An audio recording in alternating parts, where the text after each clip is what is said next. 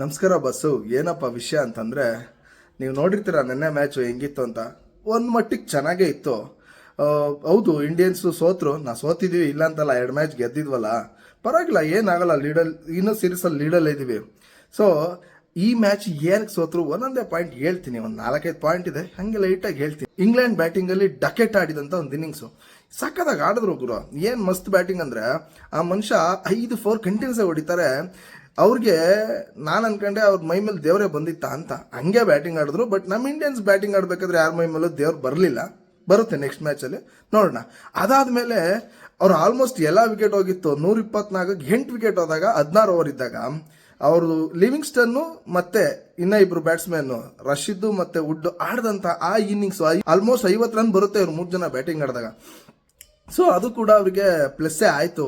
Almost 171 run ಹೊಡೆದ್ರು. ಅದಾದಮೇಲೆ ನಮ್ಮ ಇಂಡಿಯನ್ಸ್ ಎಲ್ಲೆಲ್ಲಿ ಮಾಡಿದ್ರು ತಪ್ಪು ಅಂತಂದರೆ, ಸೊ ನಮಗೆ ಫಸ್ಟ್ 6 ಓವರ್ ಪವರ್ ಪ್ಲೇನಲ್ಲಿ ಸ್ಕೋರ್ ಬಂತು, ಬಟ್ ವಿಕೆಟ್ ಹೋಗಿತ್ತು, 3 ವಿಕೆಟು.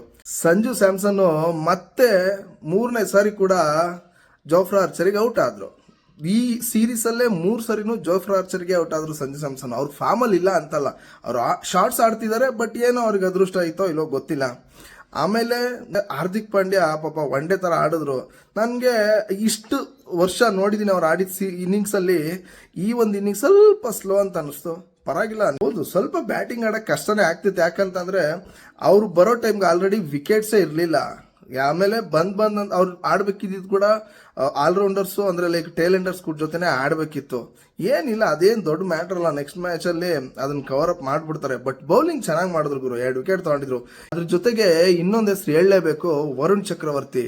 ಈ ಮನುಷ್ಯ ಕಮ್ಬ್ಯಾಕ್ ಮಾಡಿದ್ಮೇಲೆ ಏನು ಫಾರ್ಮಲ್ಲಿ ಇದ್ದಾರೆ ಅಂದರೆ, ಈ ಮನುಷ್ಯಂಗೆ ಹ್ಯಾಟ್ಸ್ ಆಫ್ ಹೇಳಲೇಬೇಕು. ಯಾಕಂತಂದರೆ ಈವನ್ ಇಂಗ್ಲೆಂಡ್ ಕೂಡ ನೆನ್ನೆ ಗೆದ್ದಿದ್ರು ಕೂಡ ಮ್ಯಾನ್ ಆಫ್ ದ ಮ್ಯಾಚು ನಮ್ಮ ವರುಣ್ ಚಕ್ರವರ್ತಿಗೆ ಸಿಗುತ್ತೆ.